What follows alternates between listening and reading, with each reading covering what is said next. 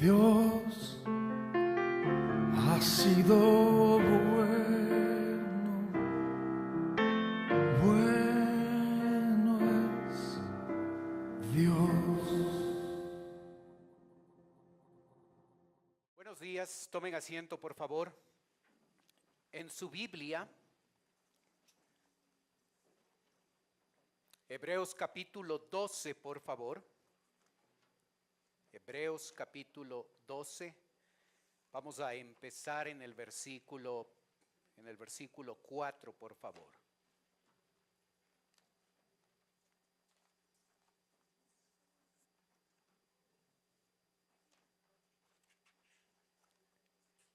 Hebreos 12, verso 4.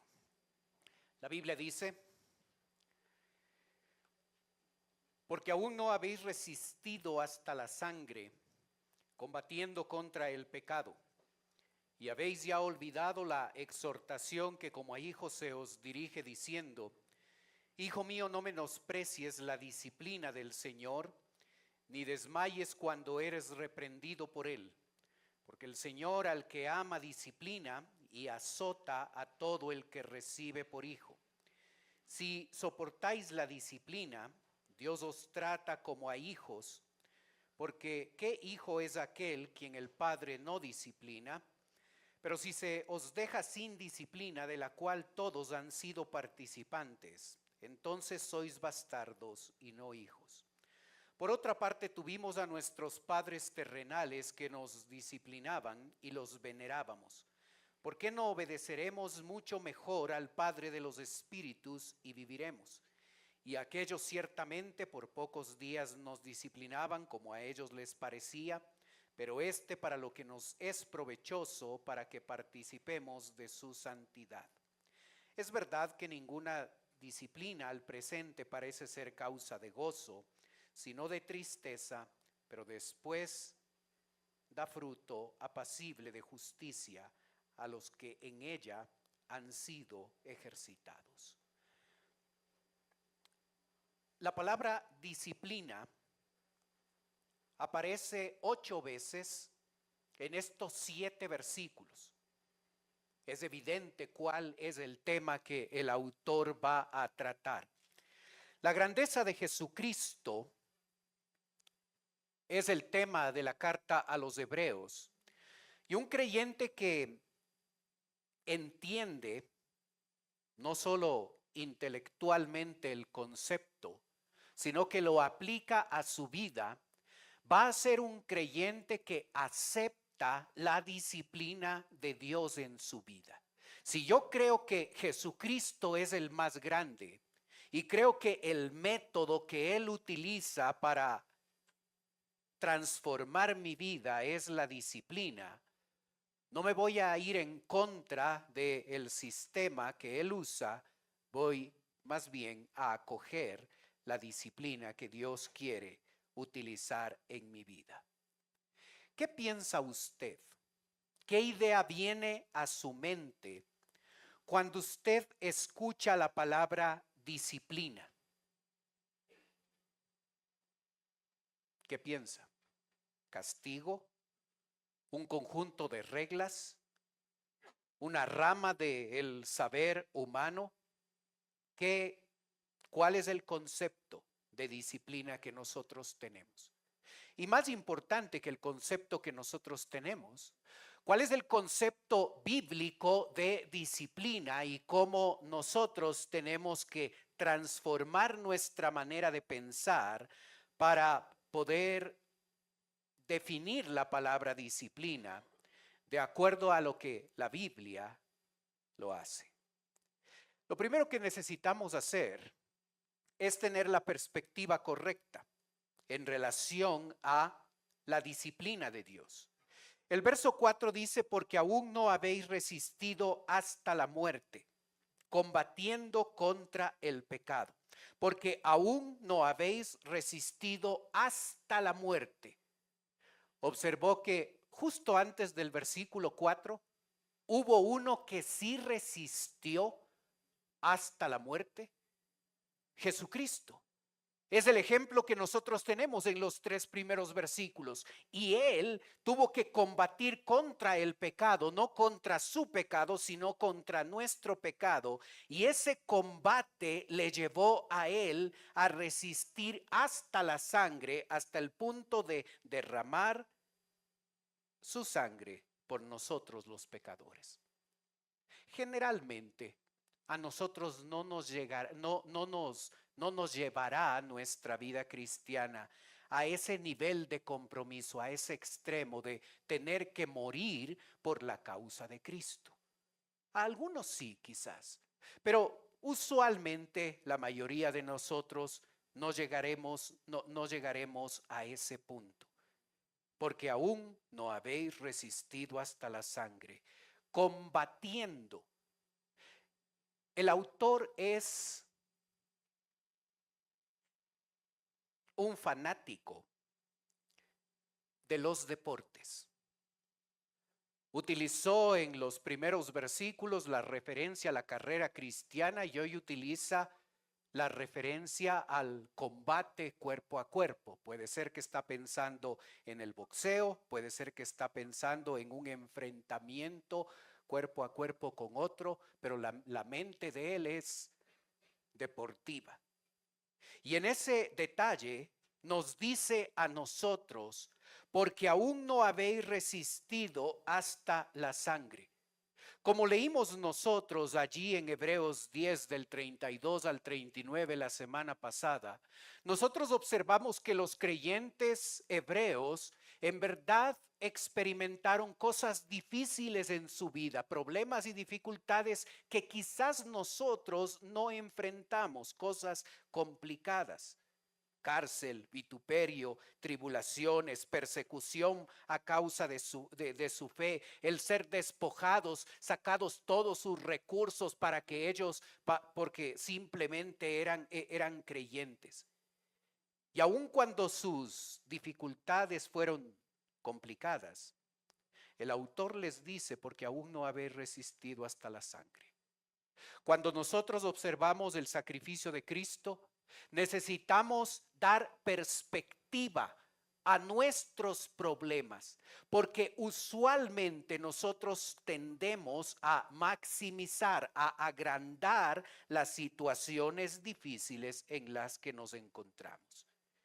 Y cuando pensamos así, debemos darnos cuenta que nosotros no hemos resistido hasta la sangre, pero nuestro Salvador sí lo hizo.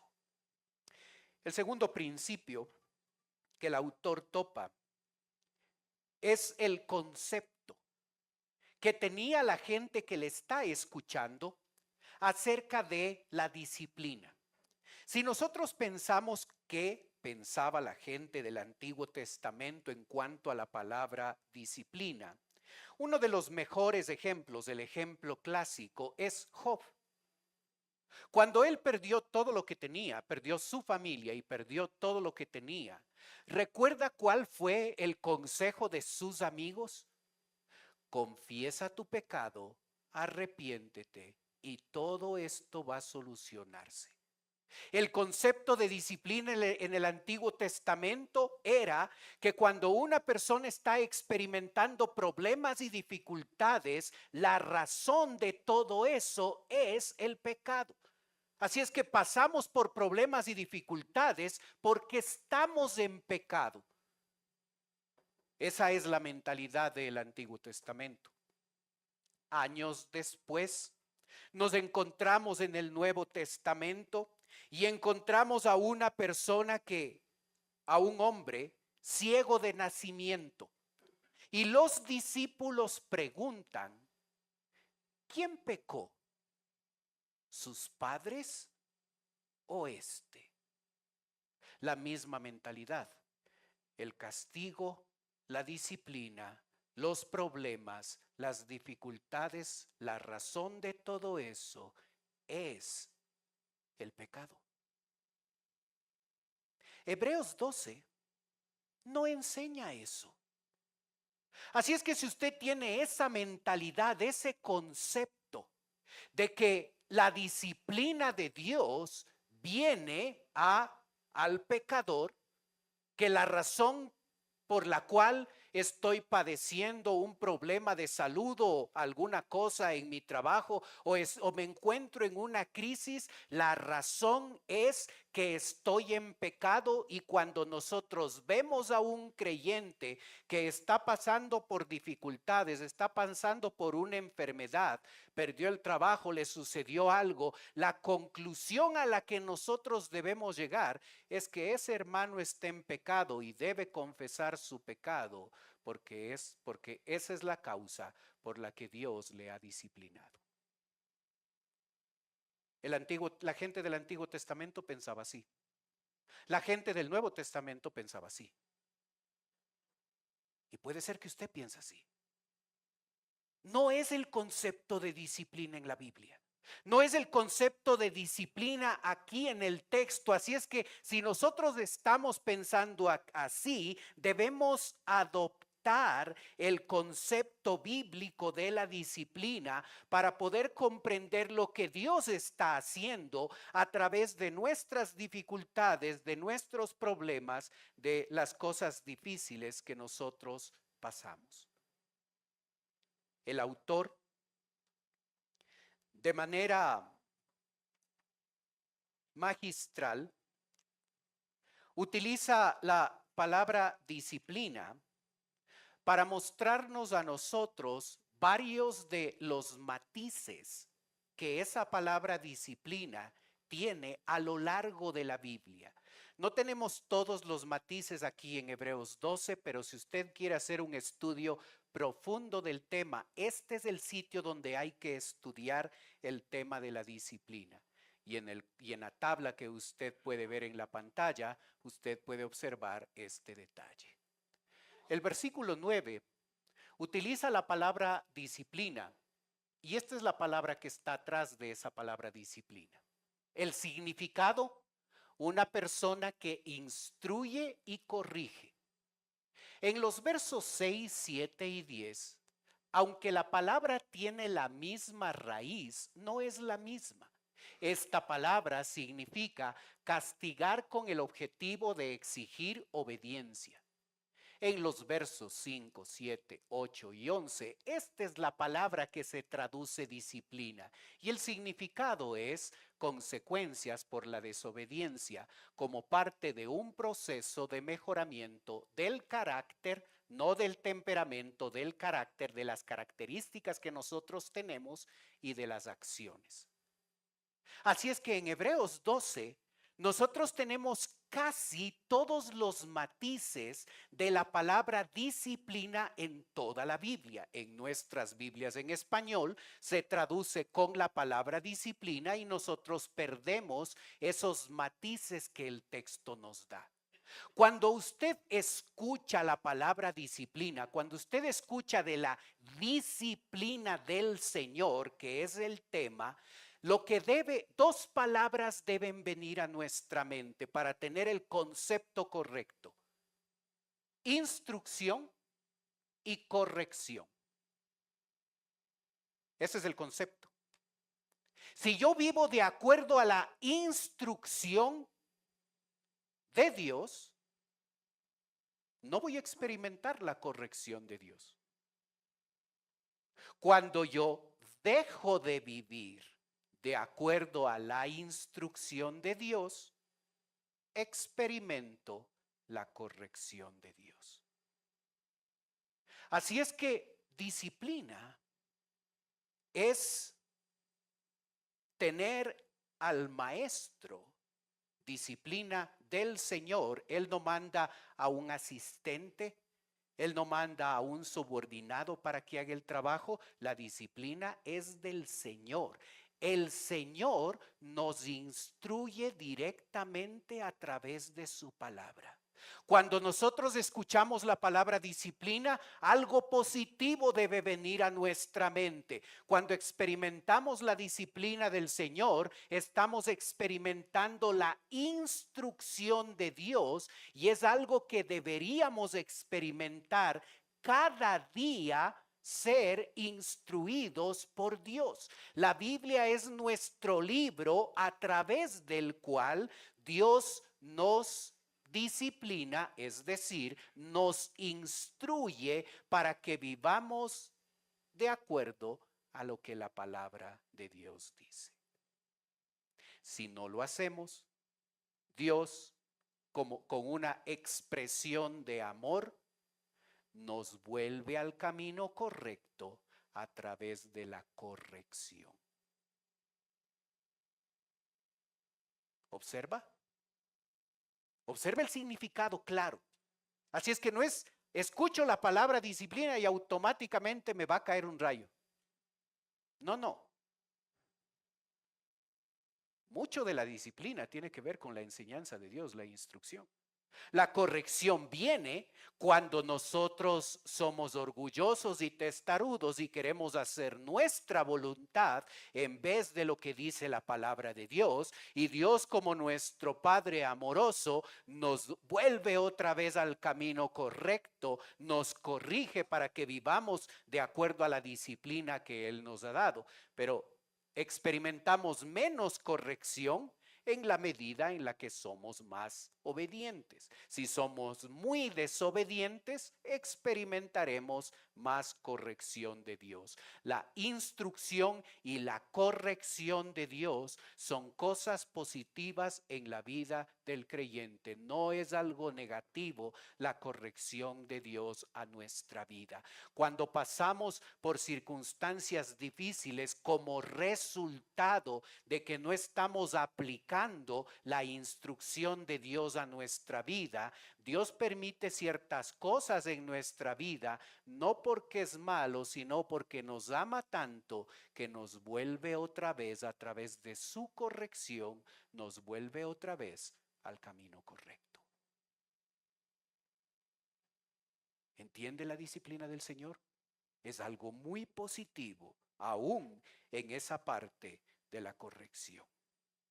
El versículo 5 dice: y habéis ya olvidado la exhortación que como a hijos se os dirige diciendo: hijo mío, no menosprecies la disciplina del Señor, ni desmayes cuando eres reprendido por él. Otra vez el 5. Y habéis olvidado la exhortación. ¿Qué es la disciplina? La disciplina es una expresión de ánimo. Exhortación es la palabra que usa aquí. No habla de la disciplina como algo que se nos reta para que la sigamos. No se nos dice esto para hablar mal de nosotros. Es una exhortación. Debemos recibir la disciplina del Señor para animar nuestra vida. El autor no tenía el objetivo de dar una connotación negativa a su mensaje para que ellos reaccionaran en su vida que no estaba muy bien, para que ellos reaccionaran a punta de amenaza. El autor no les está amenazando. Hermanos, no nos olvidemos. No nos olvidemos de la exhortación, no nos olvidemos del ánimo que Dios quiere darnos y nos lo da a través de la disciplina, porque aun cuando nuestra vida espiritual está mal, dice el autor de Hebreos a sus oyentes, aunque su vida espiritual está mal, ustedes deben animarse porque es la disciplina de Dios que Dios está ejerciendo sobre sus vidas para que ustedes vuelvan a vivir de manera correcta, de manera adecuada. No es un mensaje de amenaza, no es un mensaje negativo, es un mensaje de ánimo. Y si tú estás lejos de Dios, y si tu vida espiritual no es lo que debe ser, y si tú estás alejado de tu Señor, Dios te va a animar con su disciplina para volver al camino, para experimentar una vida de santidad. El autor nos va a mostrar que debemos ser muy cuidadosos, que debemos saber. ¿Por qué 3 razones nosotros necesitamos la disciplina en nuestra vida? Versículo 6, primera razón. Porque el Señor al que ama, disciplina y azota a todo el que recibe por hijo. Porque el Señor al que ama, disciplina y azota a todo el que recibe por hijo. Pastor, este versículo está diciendo que una persona que no es hija de Dios no experimenta la disciplina de Dios. Sí, eso estoy diciendo. La disciplina de Dios no es para el incrédulo. La disciplina de Dios es una expresión del amor de Dios hacia su Hijo. Dios no disciplina al incrédulo. Las dificultades, los problemas, las cosas difíciles que llega a experimentar el incrédulo son el resultado de vivir en un mundo pecaminoso, son el resultado de las decisiones equivocadas que los incrédulos toman. Eso no tiene nada que ver con la disciplina de Dios. La disciplina de Dios, es decir, la instrucción y la corrección, Dios lo hace únicamente a aquellos que han aceptado a Cristo como Salvador personal, a aquellos que son hijos de Dios, y a través de la instrucción y la corrección, Dios está mostrando que Él te ama a ti. ¿Por qué más necesitamos la disciplina del Señor? Verso 7, segunda razón. Si soportáis la disciplina, Dios os trata como a hijos. Porque ¿qué hijo es aquel a quien el Padre no disciplina? Otra versión de la Biblia de este versículo dice: acepten ustedes la corrección. ¿Por qué necesitamos aceptar la corrección de Dios? Porque ¿por qué necesitamos nosotros aceptar la disciplina de Dios? Porque es el método que Dios utiliza para nuestra transformación. ¿Cómo Dios nos transforma? A través de su disciplina, a través de su instrucción y a través de su corrección. Él quiere que nosotros cambiemos en nuestro carácter, en lo que somos, y Él quiere cambiar nuestras acciones para que sean acciones de acuerdo a su palabra, y el método, el mecanismo que Él usa es su instrucción y su corrección. ¿Quieres una vida transformada? Tú necesitas la disciplina del Señor. ¿Quieres una vida diferente? ¿Quieres una vida de mayor santidad, de mejoramiento espiritual? La disciplina del Señor es el camino, la instrucción y la corrección de Él. Tercera razón, otra vez verso 7. Si soportáis la disciplina, Dios os trata como a hijos, porque ¿qué hijo es aquel a quien el Padre no disciplina? Pero si se os deja sin disciplina, de la cual todos han sido participantes, entonces sois bastardos y no hijos. Un bastardo es aquel que legalmente no es hijo. Eso dice el texto. Así es que si una persona no ha aceptado a Cristo, puede asistir a una iglesia y puede que le guste algunas cosas de una iglesia, pero solo cuando tú y yo ponemos la fe en el Señor Jesucristo, reconocemos lo que Él hizo en la cruz de Calvario en lugar nuestro, cuando somos salvos, cuando somos hijos de Dios. Es allí donde experimentamos la disciplina. Si soportáis la disciplina, Dios os trata como a hijos. ¿Eres un hijo de Dios? Si no eres un hijo de Dios, no tienes el beneficio de la disciplina de Dios en tu vida. Si eres un hijo de Dios, tienes el beneficio de que Dios de manera directa te instruye y de manera directa te corrige, te vuelve al camino correcto. Es un beneficio único de aquellos que son hijos de Dios. ¿Cómo podemos responder a la disciplina del Señor? El versículo 5 nos muestra dos formas incorrectas de responder a la disciplina de Dios. Observa. Y habéis ya olvidado la exhortación que como a hijos se os dirige diciendo: Hijo mío, no menosprecies la disciplina del Señor. Primera respuesta incorrecta. Ni desmayes cuando eres reprendido por Él. Segunda respuesta negativa, incorrecta a la disciplina del Señor. Menospreciar la disciplina de Dios es una respuesta incorrecta. Desmayar a la disciplina de Dios es también una respuesta incorrecta. La primera pregunta es: ¿estás menospreciando la disciplina del Señor? ¿Estás menospreciando la instrucción de Dios?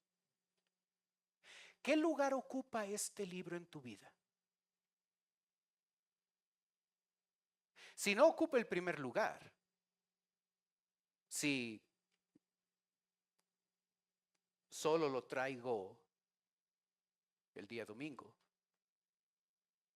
si no lo leo con frecuencia y no obedezco al Señor, estoy menospreciando la instrucción de Dios. Porque creo que no lo necesito. Porque soy muy inteligente, tengo años de experiencia, soy adulto, soy un hombre hecho y derecho. Tengo experiencia, tengo buen juicio, puedo tomar mis propias decisiones, sé cómo se hacen las cosas en la vida y en mi trabajo, sé cómo actuar, sé cómo comportarme, sé que debo decidir en estas circunstancias. No necesito la instrucción de Dios. ¿Estoy describiendo tu vida?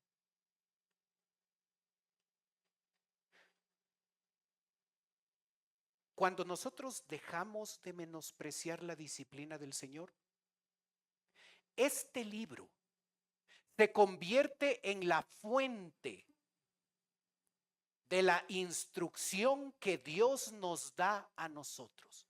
Se convierte en algo tan importante que quiero saber.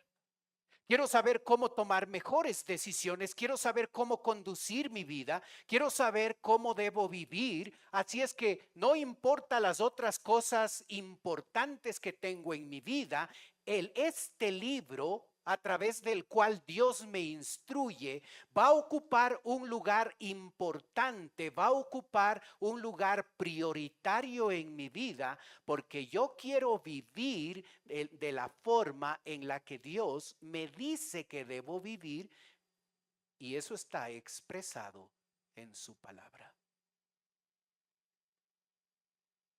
¿Es un asunto diario la lectura de la Biblia?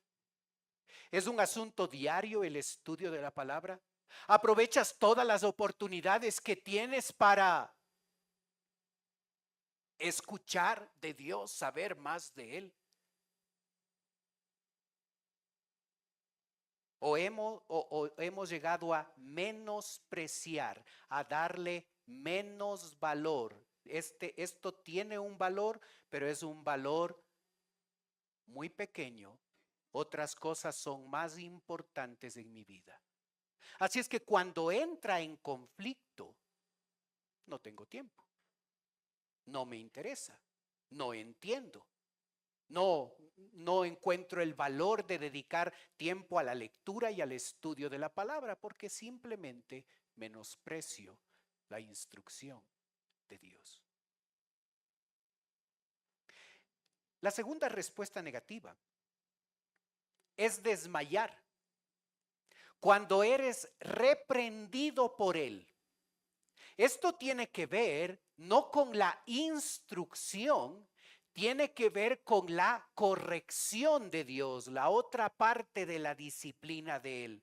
Ni desmayes cuando eres reprendido por Él. Sé que no estoy viviendo de acuerdo a la instrucción de la Biblia. Sé que no estoy decidiendo de acuerdo a la palabra de Dios. Sé que estoy haciendo mi propia voluntad. Sé que estoy viviendo de acuerdo a lo que yo creo que es correcto, aunque eso significa que es contrario a la palabra de Dios. Y cuando llega alguna circunstancia negativa a mi vida, como corrección de Dios, porque estoy yendo por el camino equivocado, me quejo. ¿Pero qué pasa, Dios? ¿Por qué perdí el trabajo? ¿Por qué estoy enfermo? ¿Por qué tengo cáncer? ¿Por qué estoy enfrentando esta circunstancia? Y pensamos que es algo injusto en nuestra vida sin darnos cuenta que la corrección de Dios viene cuando nosotros hemos menospreciado su instrucción, y ahora que recibimos ese elemento correctivo para volvernos al camino correcto, me desmayo, no acepto, me quejo, rechazo el castigo de Dios. Dos respuestas muy equivocadas. La primera a la instrucción de Dios, la segunda a la corrección de Dios. Dos respuestas equivocadas a la disciplina de Dios. ¿Estás dando una de esas respuestas a la disciplina de Dios? El verso 9 nos muestra la respuesta correcta, la forma en la que nosotros respondemos de manera adecuada a la disciplina de Dios. Observa, porque por otra parte, tuvimos a nuestros padres terrenales que nos disciplinaban y los venerábamos. ¿Por qué no obedeceremos? Ahí está la respuesta correcta. ¿Por qué no obedecemos mucho mejor al Padre de los Espíritus y viviremos? La respuesta correcta a la disciplina de Dios, sea esta la instrucción de Dios o la corrección de Dios, la respuesta correcta del creyente es la obediencia. ¿Cuál es la consecuencia de escoger esa respuesta? ¿Observaste la última parte del versículo 9? ¿Por qué no obedecemos mucho mejor al Padre de los Espíritus? ¿Cuál es la consecuencia? Y viviremos. Y tendremos una vida abundante. Y tendremos una vida significativa. Aquí no está hablando de tener vida. Nosotros ya tenemos vida, estamos vivos físicamente, espiritualmente. Habla de una vida, habla de una clase de vida que cuando Jesucristo estuvo aquí lo dijo: he venido para que tengan vida y para que la tengan en abundancia, no como un beneficio cuando estemos en el cielo, sino como un beneficio presente. Tú puedes experimentar hoy una vida diferente, una vida abundante, una vida distinta, una vida donde te sientes pleno y completo como persona. Y este es el resultado de, en vez de menospreciar la instrucción de Dios o de desmayar cuando viene la corrección de Dios, cuando nosotros nos damos cuenta que la única forma correcta es obedecer a Dios. Y cuando lo hacemos, experimentamos una vida distinta. no una vida religiosa, una vida significativa, abundante, con valor. Esa es la respuesta correcta. La disciplina del Señor tiene el objetivo de producir 3 beneficios en la vida del creyente. Los versos 10 y 11 nos muestran esos beneficios. El versículo 10, observe: y aquellos ciertamente por pocos días nos disciplinaban, como a ellos les parecía, pero este, es decir, Dios, para lo que nos es provechoso, para que participemos de su santidad. Como vimos en la definición, la disciplina del Señor es el instrumento que Él usa para que en ese proceso de mejoramiento en el que todo creyente se encuentra, ese proceso que quiere conseguir una mejora de nuestro carácter y de nuestras acciones, Dios quiere sacar la mejor versión de nosotros. Su instrumento es su disciplina, y el primer efecto que se produce en la vida del creyente es santidad.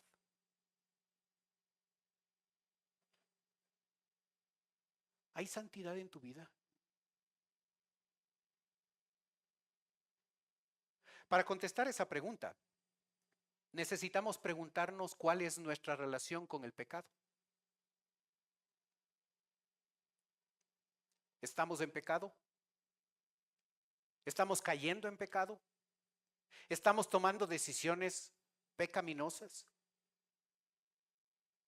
¿O nuestra forma de vivir hace que nos alejemos del pecado?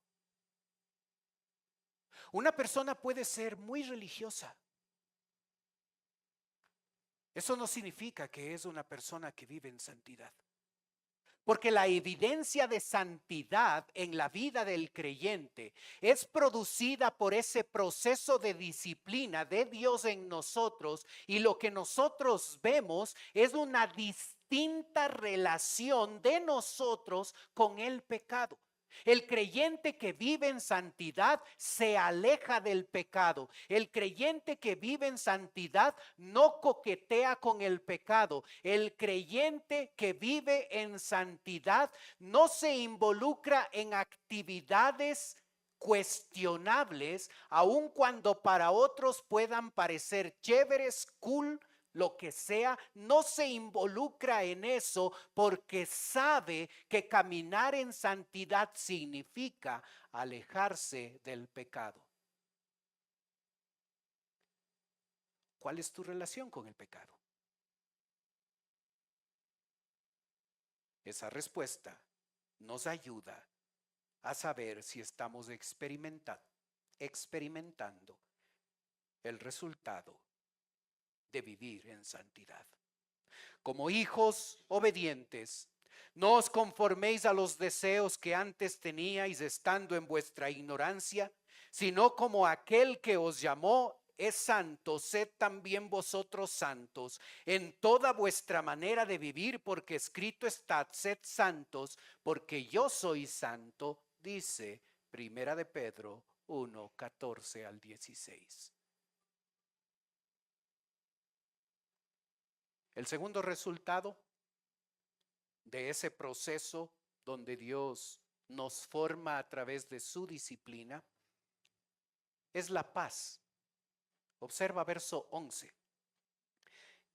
Es verdad que ninguna disciplina al presente parece ser causa de gozo, sino de tristeza, pero después da fruto. Y observa los 2 elementos que tiene ese fruto: fruto apacible de justicia, fruto apacible, fruto de paz. Si tú le preguntas a un judío, aún hasta el día de hoy, ¿cuál es el bien más grande que usted quisiera recibir, lo resume en una sola palabra: Shalom, paz. Porque en ese término, para el judío, se conjugan los conceptos de bienestar físico y espiritual. Se conjuga el hecho de vivir una vida significativa, abundante, diferente. En ese término se conjuga el hecho de que estoy siendo bendecido por Dios. Así es que para el judío la cosa más importante es la paz. Y la paz es lo que tú y yo obtenemos cuando dejamos de menospreciar la disciplina de Dios o desmayar ante la disciplina de Dios y respondemos con obediencia. Y eso produce en nuestra vida una vida de santidad. Dios nos está formando a través de su instrucción y a través de su corrección. Está formando en nosotros hijos que viven en santidad, hijos que disfrutan de su paz. Y como Él dijo, yo les doy una paz que el mundo no puede darles. Y luego dice, fruto apacible de justicia a los que en ella han sido ejercitados. Justicia tiene que ver con nuestro trato con el prójimo.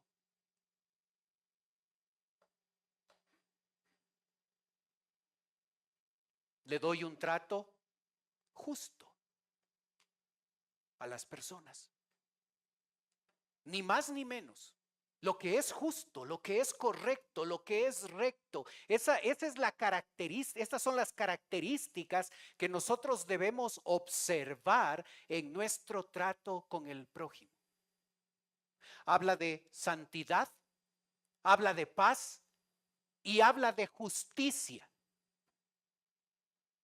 Y en ese escenario en el que topa esos tres elementos, el autor utiliza la última palabra que aparece en el versículo 11, donde él dice, a los que en ella han sido ejercitados. La palabra que está atrás de la palabra ejercitados es nuestra palabra al español, gimnasio. Cuando tú ves a una persona que va al gimnasio, físicamente se notan los cambios, poco a poco. Le ves más flaco, más papeado, más. Se nota la parte física. Cuando tú vas al gimnasio espiritual, también se nota. Y lo que debes notar es santidad, paz y justicia. ¿Estás yendo al gimnasio espiritual? El físico también ayudaría, pero es otro tema.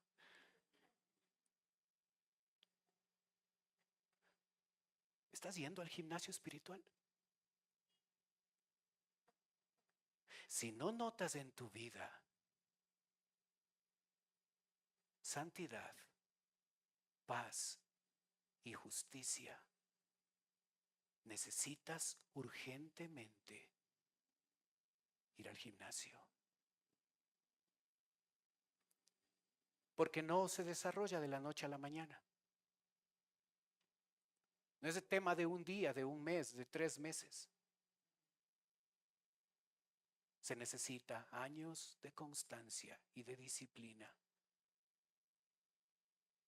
para que estas virtudes esenciales de la vida, santidad, paz y justicia, se formen. Y así como notas cuando alguien está yendo al gimnasio, le ves más saludable, se empezará a notar que estás yendo al gimnasio espiritual. Porque se nota que te alejas del pecado, que no te acercas a actividades cuestionables, aun cuando sean cool. Se nota paz y gozo en tu vida, a pesar de experimentar cosas complicadas. Se nota un trato diferente al otro, al hermano.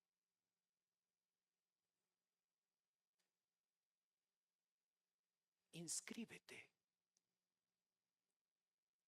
en el gimnasio espiritual y cambiará tu vida para siempre. Oremos.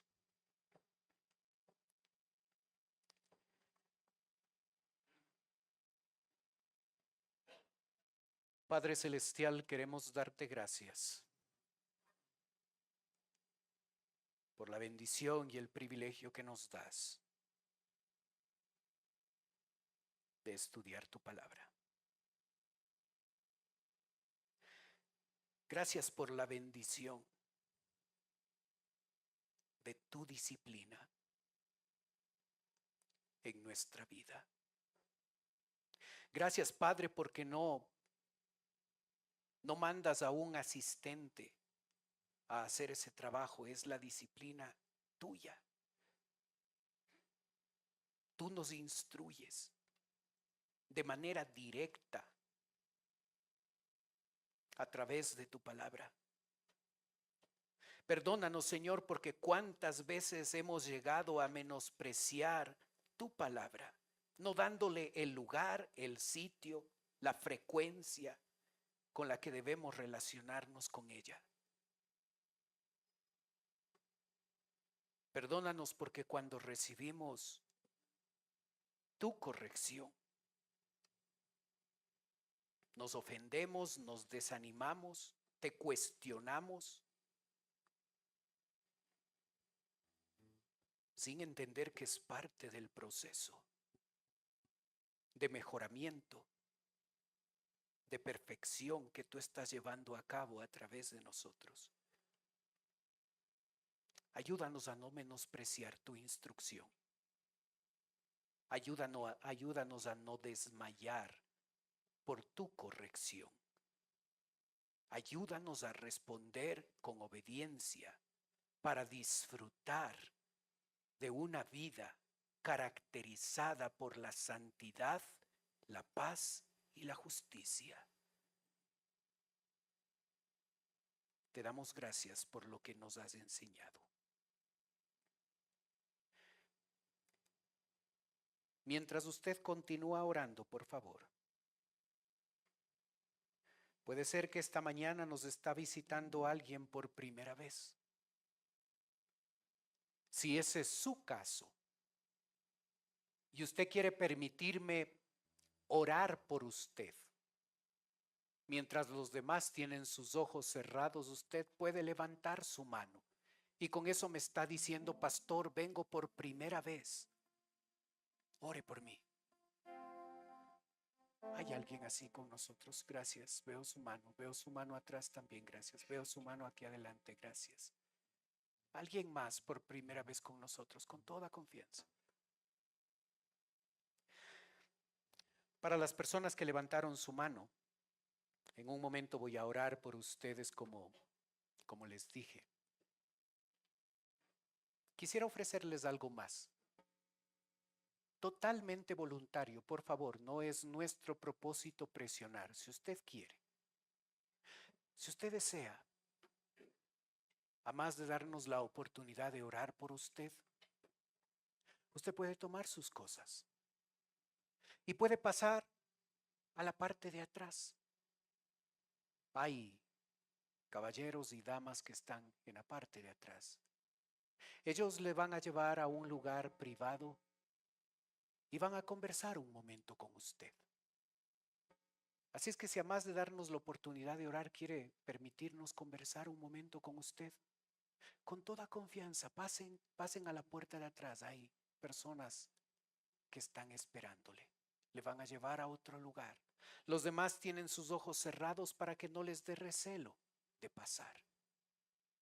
Pero si quieren hacerlo en este momento, por favor, háganlo con toda confianza.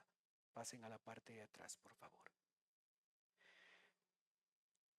Padre Celestial, te damos gracias por tu palabra. Gracias por la bendición y el privilegio que nos das de estudiarla. Ayúdanos a aplicar lo que hemos aprendido. Oramos en el nombre de Cristo Jesús. Amén. Dios ha sido